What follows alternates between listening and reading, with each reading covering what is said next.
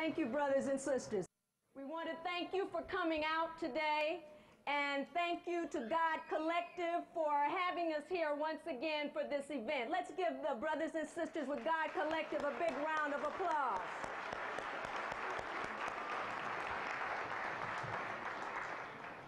We've been back here many times, and we appreciate the support of the Toronto African community. To give you some background on what you're going to see today, it's based on our travels and research in Ethiopia. As my husband Ashra spoke earlier, we travel there every year conducting a winter pilgrimage back home.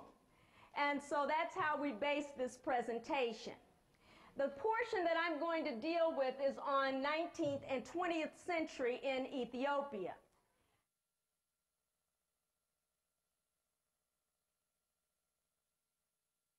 It was Ras Makonnen Wolde Michael, who was governor of Harar. He was also the foreign minister and cousin of Emperor Menelik II, and later father of Emperor Haile Selassie. Here's his palace in Harar. Now, as the foreign minister, he negotiated a treaty with the Italians, and this was the Treaty of Vutrale.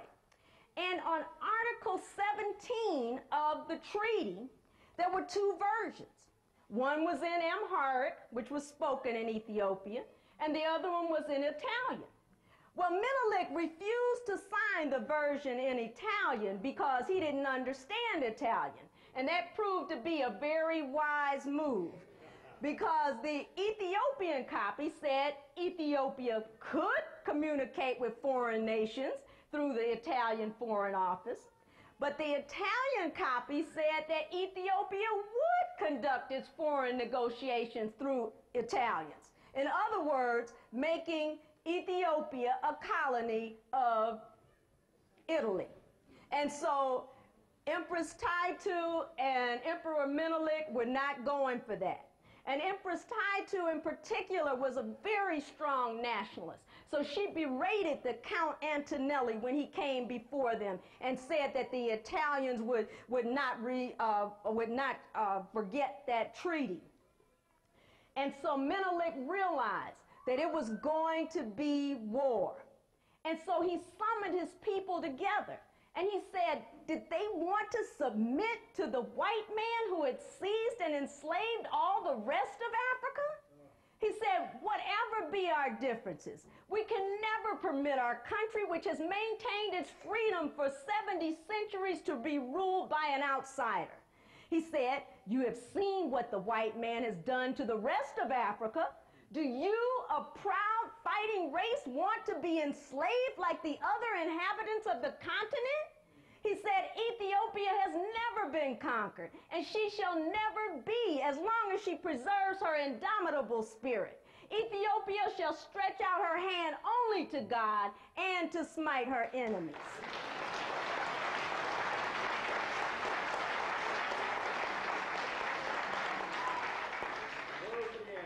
In 1889, in the meantime, the Italians had brought cattle to Ethiopia that were infected with rinderpest disease. This caused a famine throughout Ethiopia. But Menelik, good emperor that he was, suspended the debts and taxes. So he became known as the loving mother figure, Menelik. And because of this action of suspending all the debts and taxes, there was a lot of national unity. So when Menelik made the call, Ethiopians from all over came to fight against the Italians. And all of them pledged their allegiance. Even his main foe, Ras Mangasha, who was Johannes' son, he told Menelik, he said, I will drive the Italians out with the very bullets that they gave me to kill you.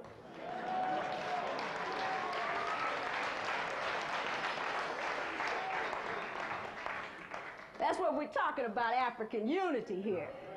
The archbishop realized that they were about to go to war. He dropped the imperial flag, he dipped it before the altar, and he said it was time to come and lay down their lives before God, the emperor, and their country. And the Ethiopian soldiers got ready for this battle.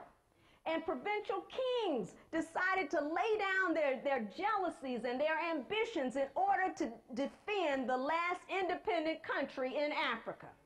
In fact, the soldiers were called the Black Lions. You see he's wearing the lion's mane on his head? That's because they were named after the Ethiopian lion, which has a very dark mane. He's smaller than other lions, but he's just as tough. And that was the Ethiopian, the Black Lion. And Menelik said, as we may all die someday, I will not be afflicted if I die. But enemies have come who would ruin our country and change our religion. These enemies have advanced, burrowing into the country like moles.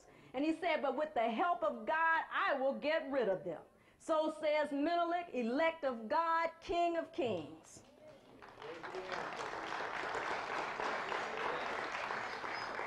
So he led his troops into battle, into an area called Adwa. The Ethiopian army totaled 110,000. Menelik had over 34,000 troops under his direct command, while Ras Makonnen had 15,000, and Empress Taitu had 5,000 of her own, while the Italian army totaled only 20,819. But they thought they were so tough that they didn't need that many soldiers. They figured they would outdo these Africans. And the battle was not an easy victory, as some historians imply. At one point, the Ethiopian advance wavered, and it began to fall back under the murderous rifle fire of the Italian soldiers. But Queen Taitu, Empress Taitu, who was accompanied by Princess Zoditu, that's Menelik's daughter, and her ladies in waiting, had taken to the battlefield. And the queen rushed at the retreating soldiers, screaming, "What are you doing? We will win! Forward! Strike the enemy!" And she was able to get her soldiers to cut off the water supply. It's because of her efforts that they brought down this Italian garrison. So the Ethiopian soldiers fought valiantly. In fact, Rasalula, who had worked with Johannes, he was governor of the northern provinces. In one guerrilla attack he had near Massawa, he wiped out so many Italians that the rest of them withdrew back to the coast. And he said, the Italians can come and take Ethiopian land, but only after I become governor of Rome.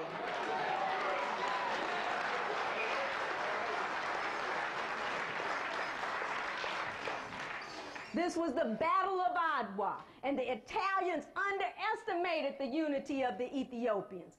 Even the Askaris, which were supposed to be Eritrean working for the Italians, they gave the Italians faulty maps and went and gave Menelik secret information of the Italians. And the Battle of Adwa in 1896 saved Ethiopia from the European colonial conquest called the Scramble for Africa. So the Ethiopians were victorious March 1st, 1896 at the Battle of Adwa.